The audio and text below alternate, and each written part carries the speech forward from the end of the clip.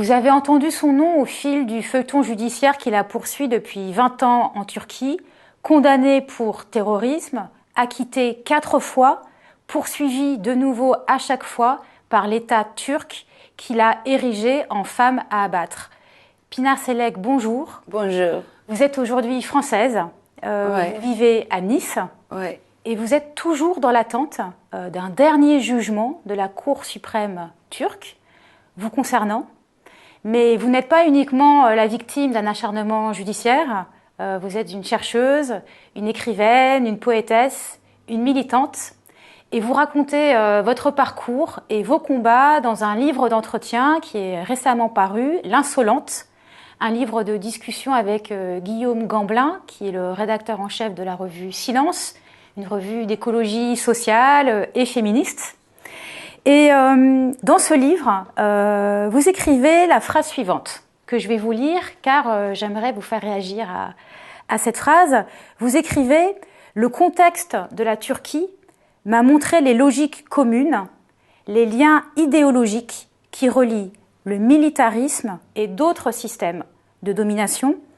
Je ne me soulève donc pas uniquement contre l'armée, mais contre tout le système qu'elle représente, les mécanismes de soumission, d'uniformisation, d'homogénéisation, de rhinocérisation, en citation bien sûr du rhinocéros de la pièce de Ionesco.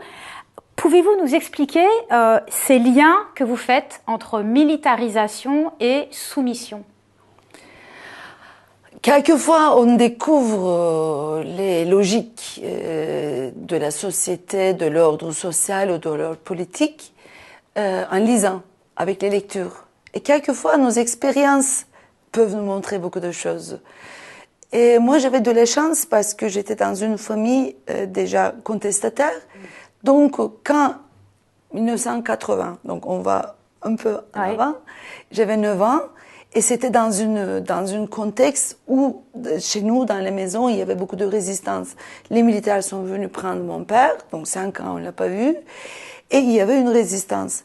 Et j'ai vu, quand j'étais enfant, toutes les discussions qui sont faites à la maison, et comment autour de moi, en dehors de cette maison, tout le monde était en train de se soumettre ou se mettre dans l'ordre que les militaires ont demandé. Ouais. C'était une expérience, à mon avis, très intéressante parce que comme si la société était dans le service militaire. Les militaires avaient pris le pouvoir et ce n'était pas sournois, c'était pas indirect, c'était très direct. Ouais. Ils ont mis en place tous les mécanismes, les modes de fonctionnement qu'ils font déjà dans l'armée. Ils l'ont appliqué directement à la société. Et donc, ils ont mobilisé les institutions comme l'éducation, comme les médias, même les familles, et l'économie. Donc, déjà, après les lectures, je vais comprendre, ou après les discussions, je vais comprendre que la Turquie, à partir du génocide, à partir du génocide des Arméniens, à partir de la construction de l'État turc, était dans ce processus de militarisation et de nationalisation et de création d'une société fictive, mais avec les mécanismes très très violents. Mais ça, je vais apprendre après. Je vais historiser ce que je suis en train de vivre à cette époque après. Mais et ce que j'ai vu quand j'étais enfant, comment mes amis, comment mes professeurs sont transformés, se sont mis en ordre. C'était par la peur, mais aussi toujours on écoutait les télévisions et il y avait une répétition. Quand on répète beaucoup, ça devient normal. Et on commence à croire que les autres sont des ennemis. Mais moi, je savais que il y a 1 an, c'était pas comme ça. On ne parlait pas comme ça. Et j'ai vu cette transformation qui était très traumatisante pour moi. Et ma mère m'a dit, on va au théâtre. Donc, en même temps, on résistait, on faisait plein de choses, on avait beaucoup de difficultés dans la vie, mais il y avait toujours l'art dans notre vie, il y avait toujours des chansons, la musique. Donc, ça nous permettait de ne pas entrer dans cet ordre-là aussi. Donc, elle nous amène avec ma sœur, plus petite que moi, on va au théâtre, au spectacle, Rhinocéros. Donc on voit, et moi je me souviens juste vers la fin de ce spectacle, je me suis foncée, c'est juste l'expression, Ouais, je me suis foncée. Je me suis enfoncée dans mon siège, dans le fauteuil, Ouais. et j'étais devenue toute petite parce que vraiment c'était très très sombre, ça ne te donnait pas désespérant. Oui, c'était très désespérant. Et parce que tout le monde devient rhinocéros. Tu vois comment les gens deviennent rhinocéros autour de ce spectacle. À la fin, même quand Béranger, je me souviens le nom de héros, qui disait non, je vais rester humain, il criait, etc. Même ça ne te donne pas beaucoup d'espoir. Et quand on est sorti, j'ai donné une promesse à moi. Je ne veux pas devenir rhinocéros. Et après, quand vous allez à l'école, donc, à l'école, c'est écrit « Heureux à ceux qui disent je suis turc ». Et dans les professeurs, devient des caricatures Nationalistes. nationalistes, des caricatures du dictateur de l'époque. Donc, tu vois la transformation de tout le monde.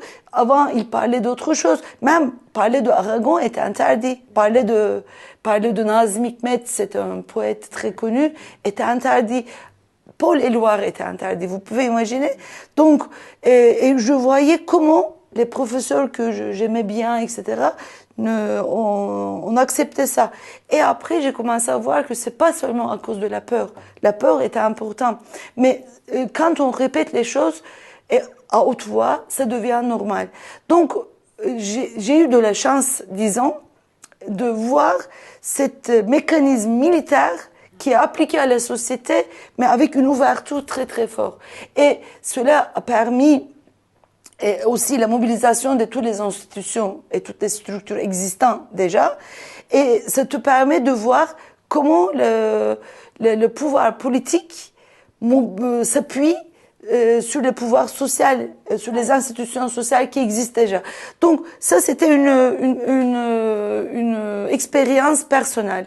Mais après, j'ai grandi dans une époque où le mouvement féministe était en train d'émerger. En Turquie. Ouais. Et, à Istanbul. À Istanbul. Vous habitiez à Istanbul. Oui, j'habitais à Istanbul, mais cette émergence n'était pas qu'à Istanbul. C'était dans les grandes villes, mais c'était pas qu'à Istanbul. Mais Istanbul, c'était au cœur de cet développement.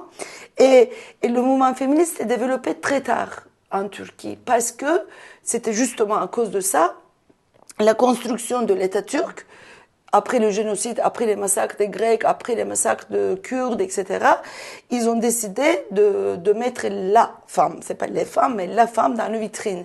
Donc, ils ont donné beaucoup de droits, beaucoup d'égalité, avortement dans les années 30, droit de vote, droit d'éligibilité 24, 30. 1924, oui. Le droit de vote des femmes en Turquie, si on compare à la France, mais en même temps, beaucoup d'égalité. Ils voulaient vraiment que les femmes deviennent très visibles dans la vitrine de la Turquie. Donc, c'était une ouverture à l'Europe.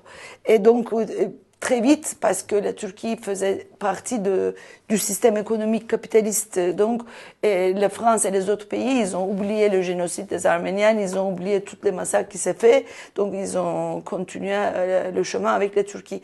Et dans cette période-là, dans les universités, par exemple, je parle des postes de profs ou des juges, la moitié étaient femmes, peut-être pas moitié, mais 40% étaient femmes. Donc, il n'y avait pas la question de droit ou de l'égalité, il y avait une question de liberté.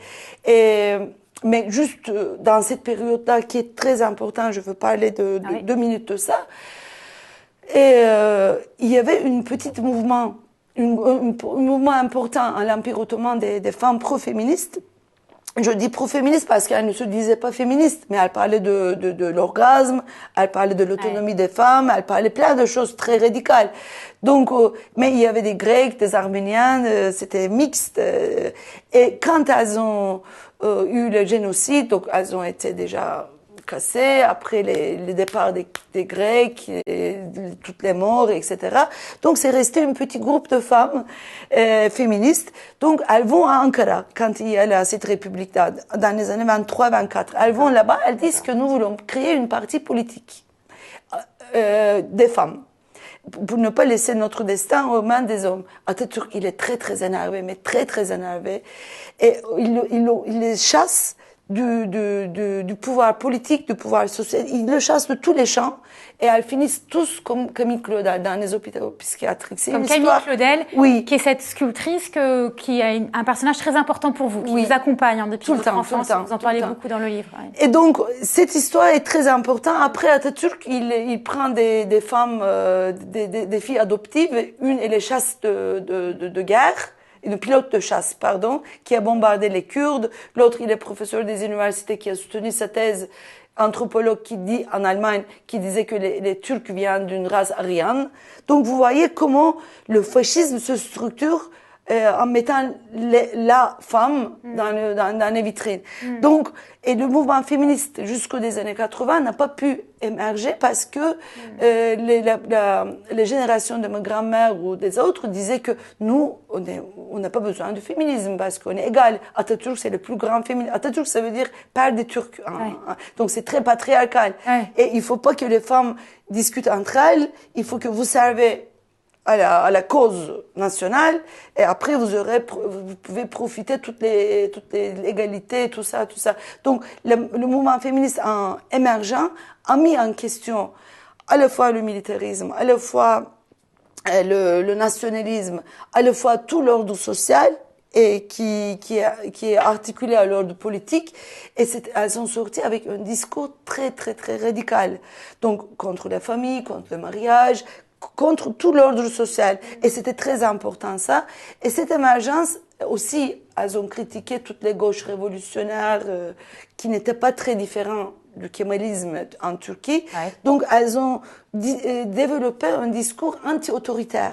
Et moi, j'ai grandi autour de ces discussions, etc. Donc, dans cette culture, de la remise en cause de pas seulement des rapports de classe, pas seulement des rapports entre les groupes sociaux, qui est très important, mais aussi tous les mécanismes et toutes les façons de faire. Et quand elles ont dit le privé est politique, ce n'était pas seulement ce que les femmes vivent dans la vie privée et politique, ça c'est juste, et c'était une lutte assez importante de mettre en avant ça, mais aussi elle mettait en cause que tout le processus est politique, tout notre façon d'organiser est politique, notre façon de faire des actions est politique. Donc moi j'ai grandi dedans. Et quand vous commencez à lier vos lectures avec toutes ces expériences-là, vous devenez anti-autoritaire, c'est obligé.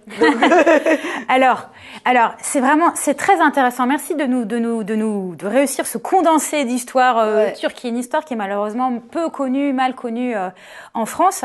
Et alors, ce qui est vraiment très intéressant dans le livre, c'est que vous expliquez très bien comment, contre cette uniformisation du monde, et donc comme vous venez de l'expliquer, qui passe par l'intériorisation dans sa propre intimité de cet ordre social répressif. Et donc il faut lutter non seulement contre un ordre qui vous écrase, mais contre toutes les normes que chacun et chacune a intériorisées en fait, dans sa subjectivité.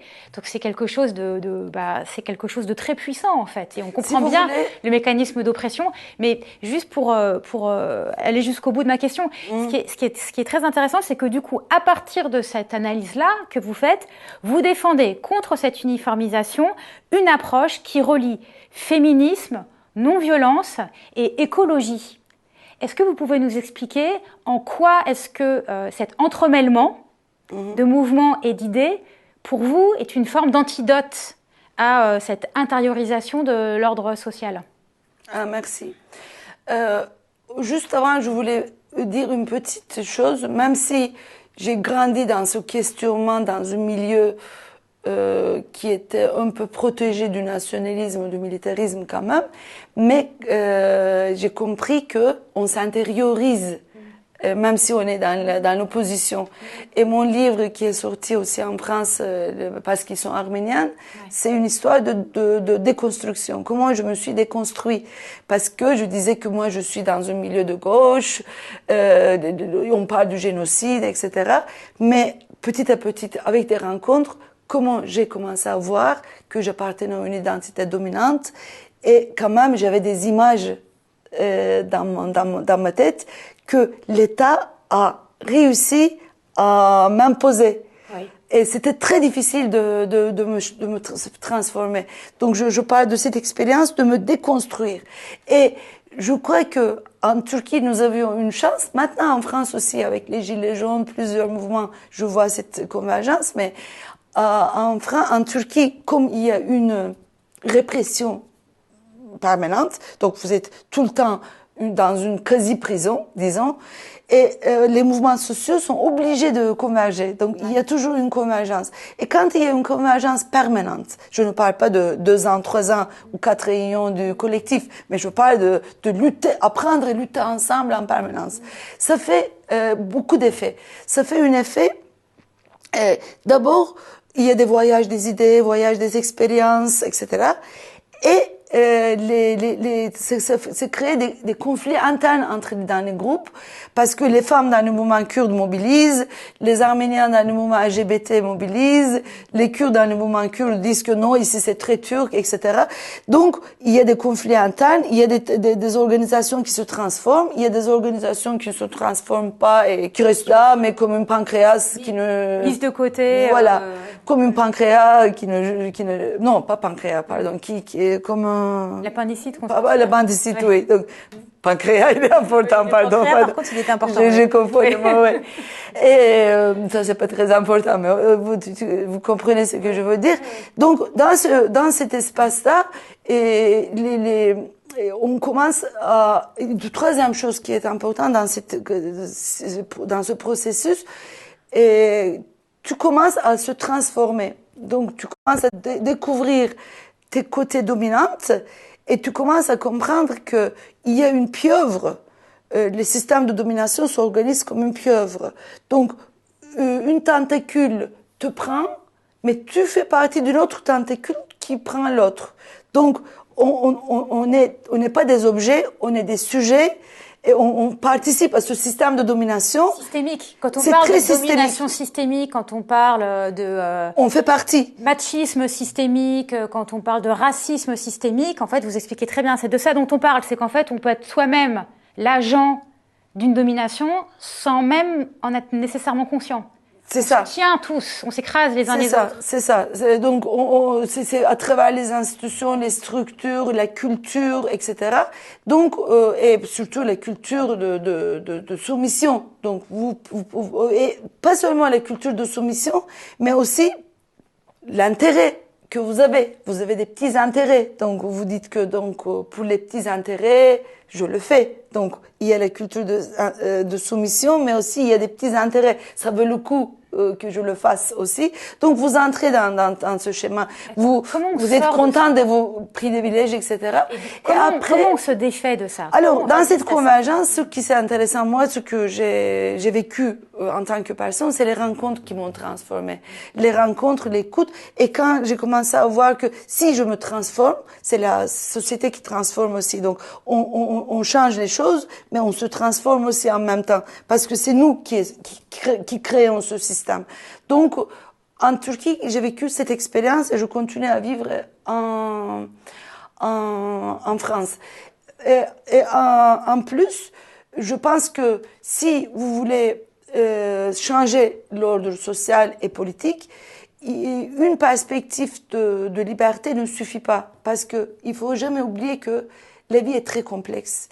La complexité des choses, la complexité du système politique. Et donc, si vous commencez à voir que le féminisme est très important pour comprendre les liens invisibles entre les différentes sphères de la société, mais ça ne suffit pas parce qu'il faut aussi comprendre la culture de domination qui est créée, qui est institutionnalisée à partir de nos liens avec des autres êtres.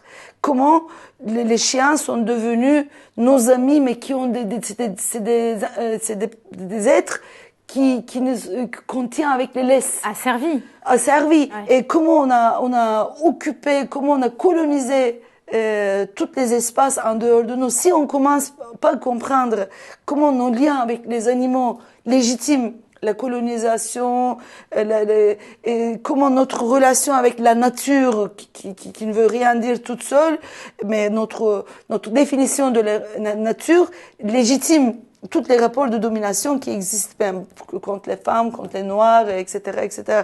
Donc, quand vous ne voyez pas ça, une seule perspective de liberté ne suffit pas.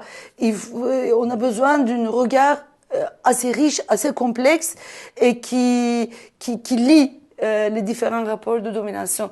C'est pour cela que je fais beaucoup de conférences, surtout en Italie, parce qu'en Italie, il y a des conditions assez difficiles maintenant, mais il y a des luttes avec l'extrême droite. Et je vois partout, mais partout, des affiches, une femme qui allait, une jeune femme, et qui dit, mais c'est comme l'époque de 45, qui dit, le télé a besoin des fils, pas de mariage homosexuel, pas d'immigrés. Mais partout, vous voyez ça. Natalisme, une politique nataliste, nationaliste. Et donc, je fais des conférences sans féminisme, pas de lutte efficace contre le fascisme. Mais il y a du monde partout, toujours. C'est ces conférences itinérantes que je fais tout le temps. Et je raconte que les fascistes ont très bien compris que le privé est politique, que la sexualité est politique, mais le féminisme ne suffit pas pour changer les choses. Le féminisme est très important, mais pas seulement avec le féminisme que vous pouvez changer les choses. Donc, on a besoin de plusieurs ressources. On a besoin de la poésie, on a besoin des idées des situationnistes, on a besoin de l'écologie sociale, on a besoin de beaucoup de choses. Donc, on ne peut pas réduire la complexité de notion de la liberté seulement à une lutte sociale. C'est pour cela les convergences sont importantes et aussi même si on n'a pas le temps, on peut pas faire tout dans la vie, mais au moins laisser les portes ouvertes et essayer de se questionner toujours. Et une dernière chose c'est que j'ai compris quand j'étais petite, donc à travers cette expérience-là, il faut mettre en question ce qui nous paraît plus normal, parce que la domination s'organise dans les liens qui nous paraissent très très normal, et donc ça devient une hégémonie à travers la normalité des choses, avec les habitudes, etc. Donc j'ai appris grâce à ça, grâce à cette contrainte entre le milieu où je suis et la télévision ou je ne sais pas, il faut toujours mettre en question les choses qui nous paraissent normales. Qu'est-ce que vous avez vu ou quel mouvement est-ce que vous avez rencontré en France qui vous semble aller dans cette direction-là, dans cette voie-là d'entremêlement, de lutte contre les dominations patriarcales, capitalistes, conservatrices, productivistes? Qu'est-ce qui vous semble ressembler à ça? J'ai accepté l'écriture de ce livre parce que cette proposition est venue du journal Silence. Et Silence, c'est un journal, c'est un mouvement, c'est une histoire, à mon avis, qui est très important pour les mouvements sociaux en France, et parce que depuis des années 80, ils ont réussi à créer un réseau, mais comme des fourmis, petit à petit, et sans être productiviste, mais sans lâcher 2 minutes, comme je dis, comme des fourmis. En même temps, ils ont contesté à tous les projets inutiles imposés, toutes les dominations, etc. Mais en même temps, ils ont soutenu toutes les formes alternatives qu'on essaie de créer dans ce monde. Donc, il a créé son réseau que je rencontre partout en France, très très impressionnant. Et c'était au début de mon arrivée en France, quand j'ai rencontré Silence, et j'étais en train de chercher. Donc, au début, d'abord, j'ai oublié de dire, mais avant Silence, c'est des féministes en France. Même si qui vous ont soutenu, qui vous ont accueilli, qui vous ont défendu. Oui, il y avait une solidarité énorme. Avant que j'étais venue en France, quand j'ai quitté la Turquie, j'étais en Allemagne au début, et mes amis féministes en Turquie, ils ont fait l'appel, ne laissez pas Pınar seule, mais ne laissez pas là sans lutte. Elle a besoin de lutter, donc elle a besoin de arroser la liberté. Donc mes premières, camarades, c'était des féministes, mais c'est pas parce qu'elles m'ont aidé. Ça, c'est la solidarité, c'est la base des choses. Mais aussi, on a partagé. Elles étaient mes guides, mes guides à la vie, qui continuent aussi. Mais aussi, il y a des divergences. Et deuxième, c'est Silence. Donc, je mettrai Silence après le mouvement féministe. Mais dans Silence, je vois quelque chose de très important, que j'avais déjà, quand j'étais en Turquie et je partageais avec mes amis en Turquie, la relation de pouvoir lier la domination masculine et la domination de l'être humain sur les autres êtres. Et de réfléchir.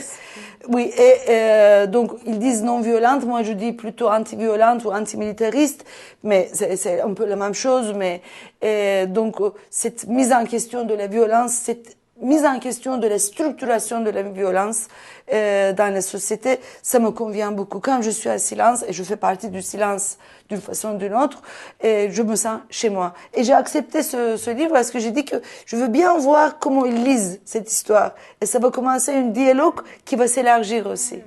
Une des luttes que la revue Silence et le mouvement autour de Silence, comme vous dites, donc qui à l'origine vient de la décroissance, mais donc il y a toute cette pluralité là que vous avez décrit. Une des luttes dans lesquelles le mouvement Silence est impliqué, c'est la lutte contre l'aéroport de Notre-Dame-des-Landes, Oui. donc qui a été abandonné. Aujourd'hui, la ZAD de Notre-Dame-des-Landes se recrée, se réinvente dans ce nouveau contexte. Vous vous êtes rendu sur la ZAD. C'est une lutte dans laquelle vous êtes impliqué. Est-ce que vous y retrouvez justement dans cette ZAD ce que vous décriviez précédemment de cet effort de lutter contre différents systèmes de pouvoir? Oui, comme on n'a pas beaucoup de temps, je ne veux pas beaucoup parler, mais vraiment c'est la lutte qu'on est en train de faire sur le ZAD, c'est une de mes luttes principales qui me donne beaucoup d'espoir. Parce que maintenant, la lutte s'est élargie. On ne lutte pas contre l'aéroport seulement, on lutte contre un système capitaliste et productiviste. Donc, ils ont vraiment transformé la culture d'agriculture en le lien aussi avec la culture en général. Ce qui m'impressionne beaucoup, ce qui se passe là-bas de création d'un autre mode de vie et de lutte. Moi, je crois beaucoup à la poésie. Ouais. Et je crois beaucoup, il faut jamais, parce que la vie est très courte, si on lutte pour la beauté et pour les choses magiques, il faut jamais perdre la magie. Sinon, on va pas gagner. Sinon, on va créer un système socialiste à la Union soviétique, etc. Et ça m'intéresse pas du tout. Et donc, pour vraiment rester toujours un peu anarchiste, un peu féministe, pas un peu, beaucoup anarchiste, beaucoup féministe, beaucoup écologiste, il faut toujours, on a besoin de la poésie. Et la poésie, je le trouve beaucoup à la ZAD. Et c'était étonnant. Les paysages, c'est quoi? C'est la forêt? Non, c'est la lutte, c'est la forme de lutte. La forme de lutte. La forme de lutte est très, très poétique. Et pas par exemple, c'est juste un petit exemple, mais tous leurs débats qu'ils font là-bas, et il y a toujours la poésie, il y a toujours des rituels, ils organisent des différents rituels, ils inventent des rituels, donc ça c'est génial. Et donc je suis allée, disons 3 mois avant, et il y avait un bâtiment qui était démoli par les forces de l'ordre, par les gendarmes. Et 3 mois après, je suis allée, ils le refait. Il était reconstruit. Mais reconstruit de façon, il y avait des sculptures partout, mais c'était des couleurs intéressantes. J'ai regardé comme ça, j'ai dit, mais est-ce que, mais ils peuvent le détruire aussi? Pourquoi vous avez fait tant d'efforts pour faire ça? Et parce que c'est comme faire des châteaux sur le sable. Mais ils m'ont dit, mais nous, on lutte pour la beauté. Même si on veut lutter 2 jours, ça va rester, mais on veut vivre dans la poésie. Donc, j'ai trouvé mes alliés en France. J'ai trouvé mes camarades en France. Donc, je me sens maintenant vraiment à l'aise parce que j'ai trouvé mes repères de plus en plus. Donc, je veux ajouter, même si on n'a pas le temps, Longomai, c'est une longue histoire. Oui, alors Longomai, expliquez. Donc, c'est un lieu, c'est une forme de communauté, de commune. Qui existe depuis plus de 40 ans maintenant, créé au sud de la France, près de Fort-Calquier, et qui a essaimé dans différents pays européens. Oui, donc vous pouvez trouver on peut trouver plein de choses sur Internet, mais surtout c'est une recherche d'une jeunesse, d'une génération, comment on peut vivre autrement et comment on peut continuer à se mobiliser sans se radicaliser contre parce que il y a des Allemands, il y a des Suisses, il y a des Autrichiens et des Français. C'est très international. Donc, très international. Donc, c'est après 68 quand les États deviennent de plus en plus répressifs. Et cette jeunesse, ces groupes se retrouvent et disent que comment on va continuer, où on va se radicaliser, ou on va continuer à créer une autre chose, une autre mode de vie. Donc, ils ont passé de plusieurs étapes. Comme je vous ai parlé de la Turquie, au début, c'était plus hiérarchique peut-être, mais maintenant, comme ils mettent toujours en question et ils se transforment tout le temps, et maintenant, les idées féministes, les idées libertaires, écologistes, sociales sont devenues de plus en plus importantes. Et c'est une organisation très dynamique et qui est à la recherche tout le temps. Donc, qui se transforme. Et donc, là où, en tant que projet de vie, là où je me sens plus à l'aise, c'est Longomai. Et Longomai, ça veut dire que ça dure longue. Et ça dure longtemps. Ça dure longtemps, oui, ça dure longtemps. Et je crois que maintenant, même si je ne vis pas toujours là-bas, je me sens, je fais partie de ce projet de création d'une autre mode de vie et s'autonomiser parce que il faut s'autonomiser. Il faut créer des espaces où on n'a pas besoin d'aller à grand supermarché et d'acheter parce que au moment donné, on devient très très dépendante à ce système. Et quand j'ai pensé à mon enfance, qui était très militarisée, maintenant, dans le monde entier, on voit une autre forme néo-militarisation, néolibéralisme, néoconservatisme, néofascisme et néo-militarisation qui se passe pas directement de l'État, mais qui se passe à travers la marchandisation de la société qui a pris les mêmes logiques de l'armée et qui vous condamne centralisé, et tu ne sais pas, moi je voyage tout le temps, quelquefois tu ne sais pas dans quel pays je suis, dans quelle ville je suis, et tu es dépendante tu es dépendante à une carte bancaire, tu es dépendante au téléphone, tout devient, tu es contrôlé vraiment très très centralisé, le contrôle est très centralisé. Donc dans cet espace-là, ceux qui cherchent créer des espaces autonomes et de continuer à faire la poésie, la création sans être dans le moule. Et ça me paraît passionnant. Et au début, je ne voyais pas beaucoup quand j'étais venue en France en 2012. Donc je parlais toujours de la Turquie, nanana. Et maintenant, depuis 2 ans, 3 ans, je suis très très émue de toutes les rencontres que je fais dans ce pays. Voilà. Ben écoutez, merci beaucoup Pinar Sellek de cette traversée que vous nous proposez dans ce livre et dont on a entendu quelques extraits par cet entretien.